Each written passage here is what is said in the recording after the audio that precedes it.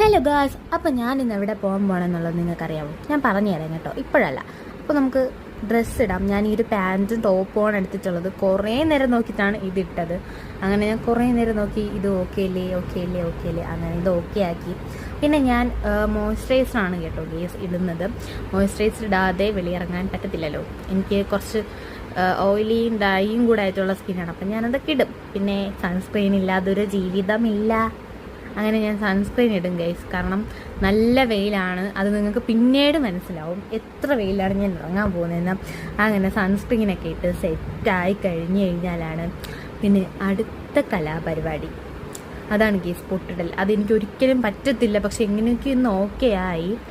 ഇനിയുള്ളത് hair set ചെയ്യുക എന്നുള്ളതാണ്. ഞാൻ ഇതുവരെയായിട്ടും ഹെയർ സെറ്റ് ചെയ്യുക എന്നുള്ള കാര്യം എനിക്കറിയത്തില്ല. ഞാൻ എപ്പോഴും സാധാരണ നോർമലി അങ്ങ് കെട്ടിവെക്കത്തേ ഉള്ളൂ. തലകോതി കെട്ടിവെക്കാനെന്നുള്ള ടൈം എനിക്കില്ല. പിന്നെ ഞാനൊരു വാച്ചാണ് ഗേസ് ഇവിടെ ഇടുന്നത്. ഒരു വൈറ്റ് കളറിലുള്ള ഒരു വാച്ചാണ് ഇടുന്നത്.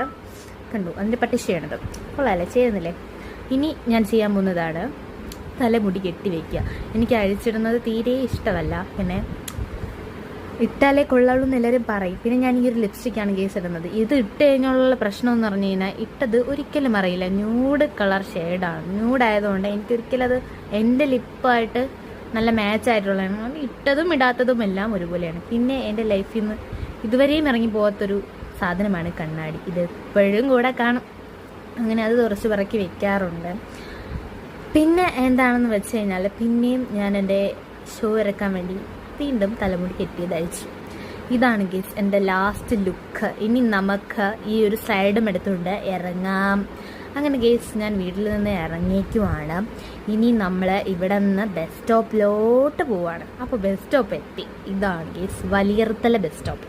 ഇതാണ് എൻ്റെ സ്ഥലം. എൻ്റെ സ്ഥലത്ത് ഞാൻ ഇവിടെ നിന്നാണ് ബസ് കയറുന്നത്. കുറേ നേരമായി ബസ് വെയിറ്റ് ചെയ്യുന്നുണ്ട്. ബസ് വരുന്നേ ഇല്ല എന്ന് പറഞ്ഞ് നിൽക്കുമ്പോഴുണ്ട് ബസ് വന്നു ഗേസ്. അങ്ങനെ ബസ് വന്നു, സീറ്റ് കിട്ടി. സൈഡ് സീറ്റ് തന്നെ കിട്ടി. എനിക്ക് സൈഡ് സീറ്റാണ് കേട്ടോ ഏറ്റവും കൂടുതൽ ഇഷ്ടം. അങ്ങനെ സൈഡ് സീറ്റൊക്കെ കിട്ടി. അങ്ങനെ നമ്മൾ പ്രാവിച്ചമ്പലത്താണ് ഗേസ് ഇറങ്ങുന്നത്. അപ്പോൾ ഞാനിന്ന് എവിടെയാണ് പോകുന്നതെന്ന് നിങ്ങൾ വിചാരിക്കും. വേറെ എങ്ങോട്ടല്ല ഗേസ്, ഇന്ന് നമുക്ക് ക്ലാസ് ഉണ്ട്. എനിക്ക് സാറ്റർഡേ സൺഡേ പ്രാവശ്യമലത്താണ് ഗേസ് ക്ലാസ് ഉള്ളത്. Diploma computer application. അപ്പം ഞാനത് പ്രൈവറ്റായിട്ട് പഠിക്കുന്നുണ്ട്. അങ്ങനെ അവിടേക്ക് പോവാണ്. ഞാൻ എന്നും പോകുമ്പോൾ ഈ ഒരു പട്ടിയില്ലേ എന്നും ആ ഒരു സൈഡിൽ ഇങ്ങനെ കിടക്കും. അത് ഉണരത്തേ ഇല്ല. എങ്ങനെ കിടക്കുന്നു എന്തോ. എനിക്കത് ഭയങ്കര പേടിയായിരുന്നു ആദ്യമൊക്കെ. ഇപ്പം അങ്ങനെയൊന്നുമില്ല. പിന്നെ ഈ ശബരിമല എല്ലാം കയറി മുകളിലെത്തുക, അത് തന്നെയാണ് വലിയൊരു ദൗത്യം. എനിക്ക് സത്യം പറഞ്ഞാൽ സ്റ്റെപ്പ് കയറാനേ വയ്യ. കാരണം ഒരുപാട് വെയിലുകൊണ്ട്